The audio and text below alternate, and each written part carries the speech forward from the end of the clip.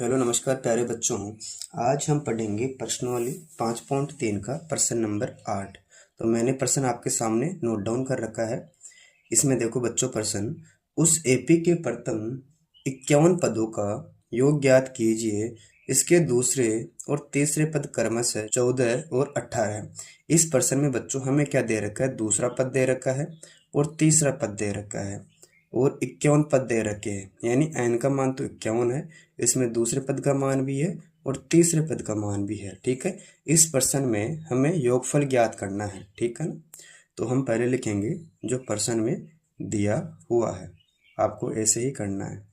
तो मैंने यहाँ पर लिखा दिया हुआ है। अब देखो बच्चों, इस प्रश्न में क्या क्या दे रखा है, यानी 51 पद है तो n का मान आपके पास में कितना आ गया बच्चों? 51 आ गया। तो मैंने क्या लिखा? n बराबर 51। इसमें दूसरे पद का मान दे रखा है, यानी a2 का मान दे रखा है, उतार देंगे, यह 14 है। अब आप जानते हो a2 का अर्थ क्या होता है? a plus 1d। इसके बराबर जो मान है यह बन जाएगा आपका समीकरण नंबर 1। इसी प्रकार देखो, इसमें तीसरे पद का मान 18 दे रखा था, तो मैंने यहाँ पर लिखा a3 बराबर 18। ठीक, अब यहाँ पर देखो a3 है तो a3 का हम मतलब किससे लेंगे? a प्लस 2d से।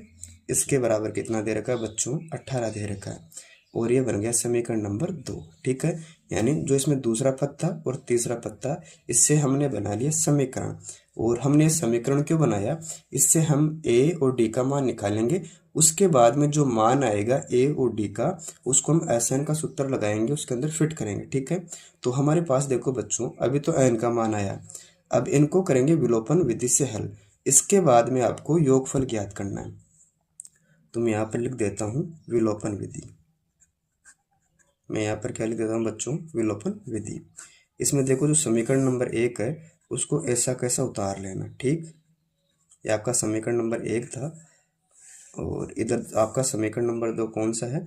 a प्लस के 2d इसके बराबर 18। आपको ऐसे करना है विलोपन विधि से।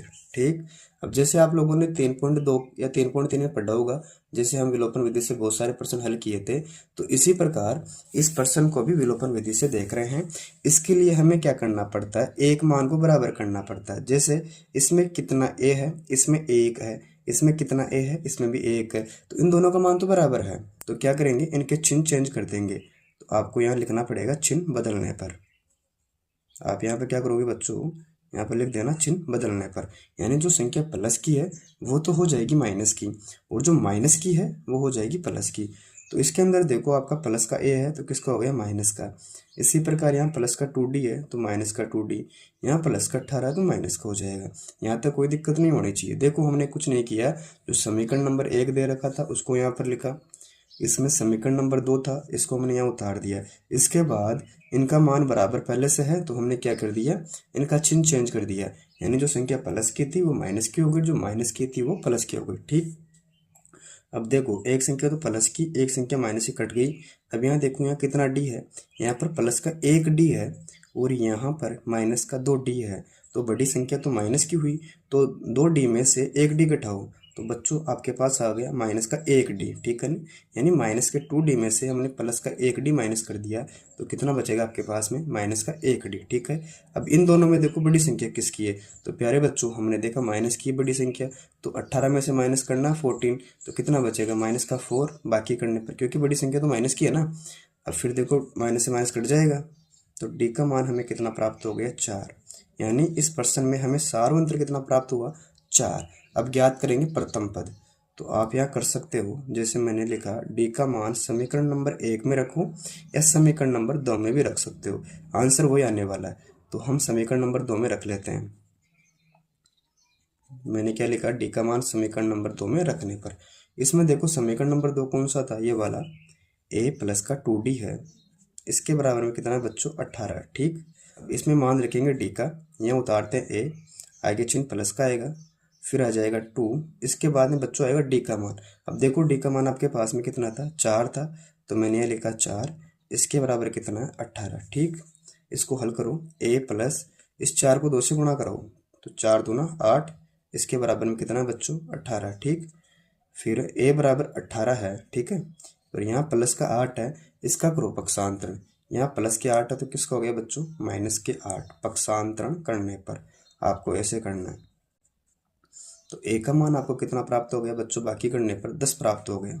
यानी हमने क्या किया, जो पर्सन में पहले लिखा था उसको लिख लिया, यानी जो दिया हुआ था उसको लिखा, फिर हमने समीकरण नंबर 1 बनाया, फिर समीकरण नंबर 2 बनाया। इससे हमें डी और ए का मान मिला और एन का मान पर्सन में पहले से दे रखा है 51। अब ज्ञात करेंगे 51 पदों का योग। आपका प्रश्न क्या था बच्चों, 51 पदों का योग आपका प्रश्न ये था, ठीक है ना। इसके लिए जो सूत्र काम में लेंगे एस एन का, वो लिखो एन बटा 2 आगे 2a प्लस एन माइनस का 1d, ठीक है। इतना करने के बाद में आपको जो मान दे रखा है उनको फिट करना है, इससे हमें एस एन प्राप्त हो जाएगा।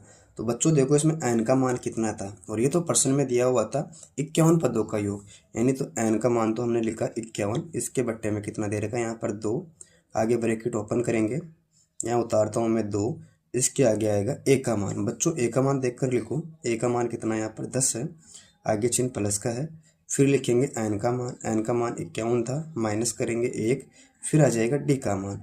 तो बच्चों देखो डी का मान हमें कितना प्राप्त हुआ 4, तो मैंने यहाँ लिखा 4, ठीक।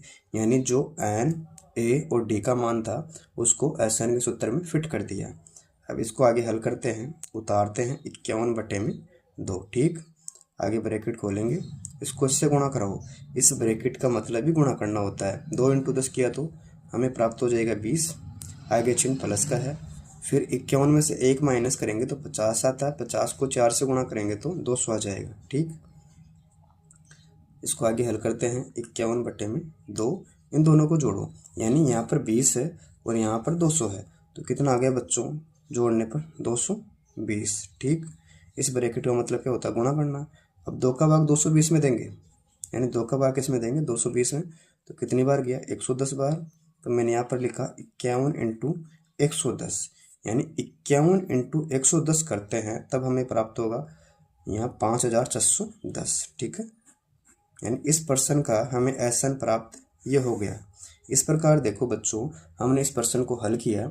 अगर आपको वीडियो अच्छी लगी, वीडियो को लाइक करें, मित्रों के साथ शेयर करें, और चैनल पर पहली बार आए हो तो चैनल को सब्सक्राइब अवश्य करें। Thank you.